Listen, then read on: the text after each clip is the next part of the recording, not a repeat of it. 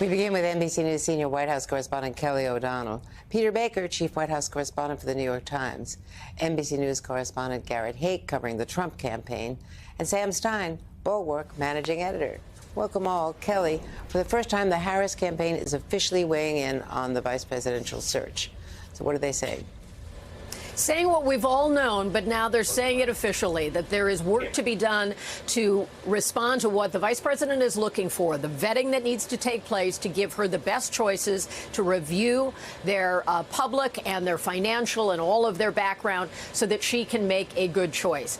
I'm particularly struck, Andrea, on a day like this when the candidate, Kamala Harris, is not out publicly. That means there's a lot of interesting stuff happening behind the scenes, especially when you have an abbreviated schedule like we have seen. And so meaningful work can happen when she's not doing public appearances, when she's not making a speech. And that's part of what today looks like. So we know it is a limited window of time. She has what is arguably a deep bench of Democrats. Every cycle presents its own list of potentials, and this one has a strong list of people with executive experience, people from key states, people that she has worked with before as an attorney general of her state in California. Some of that is on the resumes, some with Capitol Hill experience as well, which can be certainly very helpful when it comes to dealing with Congress in the governing part.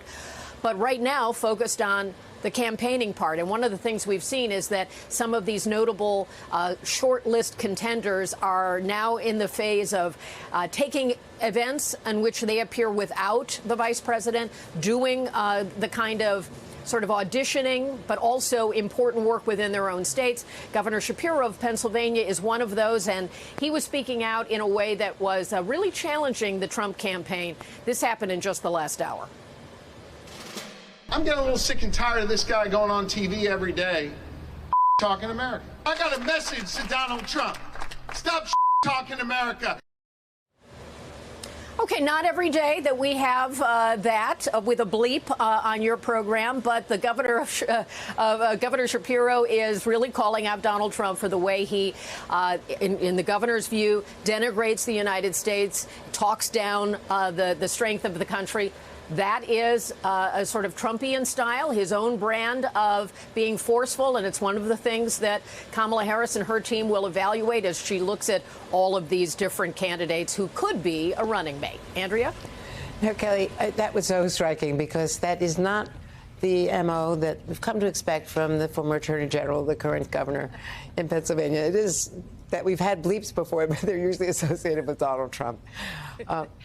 But one of the things that we can, go around the table on is that, in years past, you and I were staked out watching cars going up Whitehaven Street to see which senator or governor was coming to be interviewed by Hillary Clinton. Is there any sign of meetings? It would be hard to tell since this so far it has vice president, she lives on the Naval Observatory. They got a lot of entrances that we can't see. Yes, and that, of course, is one of the things we're trying to get a sense of, the schedules of these short list people. What are their public events? Where might there be a moment for meetings? Not having official things on the books for the vice president today leaves open some of that space. It may be easier to work backwards once we know a decision, whenever that comes, to be able to know when these moments happen. Having existing relationships certainly helps. And unlike other cycles, Zoom is at play now, where you could actually have a conversation. Certainly there will be personal interaction, but you could have an introductory type of conversation where you wouldn't have to be in the same room. And so we'll be tracking that. It makes a real reporting assignment for us. Indeed, but you're up to it, Kelly. If anyone is, you are. Peter Baker, you called Harris's meeting with Bibi Netanyahu yesterday her debut on the world stage as a candidate. I want to play another portion of what she said afterwards. Israel has a right to defend itself, and how it does so matters. I also expressed with the Prime Minister my serious concern about the scale of human suffering in Gaza, including the death of far too many innocent civilians. It is time for this war to end, and end in a way where Israel is secure, all the hostages are released, the suffering of Palestinians in Gaza ends. It was really striking because she came to the microphone. Netanyahu did not. The president did not give remarks after his meetings. She did. Their meetings were separate. She said they were frank and constructive. You know what that means diplomatically. And she did mention, I mean, she said all the right talking points. Hamas is a terrorist state. But then she really emphasized the civilian toll. Yeah, it's the first time we've really heard her as the putative Democratic nominee talking about foreign affairs. And she was, laying down her own line. As you rightly said, she was the one put forward by the White House, not the president. That's very striking. That's almost unheard of, except in this kind of a circumstance. Very interesting. And while she stuck to the Biden policy, right, she favors a ceasefire that's on the table that would release the hostages and eventually lead to the withdrawal from Gaza and into the war. Her tone was different, right? Her tone was sharper on the Palestinian question than President Biden's has been, even if Biden has said some of the same things. Her emphasis sounded more empathetic toward the suffering of Palestinians than the president's has. People have noticed that in the past. And I think that the Israelis were actually kind of surprised when they heard her make that statement. They didn't expect her to do that or say quite what she said there. So it's the beginning of a new 100-day sprint for her in which she has a chance to distinguish herself without necessarily breaking with the president that she serves, but finding a way to speak in her own way. And Garrett, Donald Trump meeting with Netanyahu perhaps right now. There are certainly suggestions. We've all been watching motorcades and things around Mar-a-Lago. He has a different pitch. He said yesterday that he wants this war over soon, but he wants it over with a massive military presence. He doesn't want an immediate withdrawal and dialing back.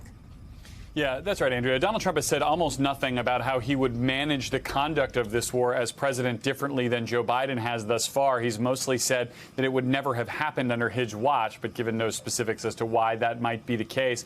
But in recent days, he has suggested that Prime Minister Netanyahu, the Israeli government, needs to go in harder. They need to wrap this up quickly, and that they are losing the public relations battle, essentially, around the conduct of this war. Now, I don't know if that'll be much of the meat of the conversation here between Donald Trump and Bibi Netanyahu, who Donald Trump has had kind of an on and off relationship with. Trump believes he deserves more credit from the American public for the way he handled the relationship with Israel during his presidency, and I think in this case wants to be seen as a player to some degree on this massive world stage issue here. It's striking that we're also not seeing cameras go into Mar-a-Lago for this. We were told we might get some kind of readout from the campaign. I'm sure they'll probably put something out online. We just haven't seen all that much of Donald Trump since Kamala Harris has become the de facto nominee. He had that rally Wednesday. He's giving a speech tonight. He'll have another rally tomorrow with J.D. Vance in Minnesota, a state that the Trump campaign would love to try to put on the map here. But we're watching his campaign kind of try to grapple with this change in the environment right now, how to define Kamala Harris. They seem to be settling on going after her record on the border as a primary issue. So a lot in flux here as the former president is holed up inside his South Florida residence today. And really notable that he focused on wrapping up the war because it's bad PR for Israel. It's hurting your reputation, which is arguably true, but not because of the suffering of the Palestinians and the fact that there were, in terms of the world stage, levels of famine. Yeah, Sam Stein, the Obama's endorsement, that video, they put that out. We heard from Michelle Obama before Barack Obama. She might be the bigger draw on the campaign trail. I think they would both admit that. And she was very cool to campaigning, if at all, for Joe Biden. There was a certain friction there, which related to family matters, because she was very, very close to Hunter's first wife. And that was a very, very painful process over those years with the Biden first family. Yeah. Well, there's been frictions between the Bidens and Obamas at various levels.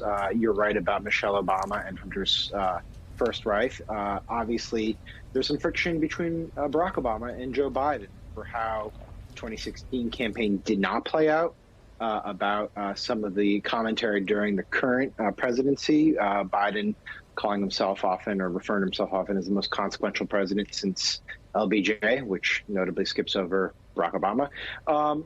I think ultimately they would have gotten there, and had Biden remained in the race, obviously the Obamas were supportive of the candidacy. They would have showed up at the convention and played their role.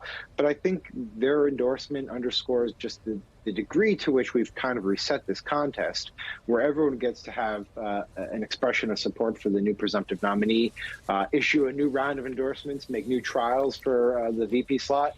And frankly, a convention that not so long ago seemed like it could be a political disaster or an embarrassment for Democrats, rife with protests, now looks like it could be one of the more celebratory political events in a long time, with not just the Obama speaking, the Clinton speaking, but Biden himself going up there for his sort of farewell address, in which he hands the baton figuratively to his vice president. It could be a tremendous moment for Harris that helps boost her even more than she's being boosted right now.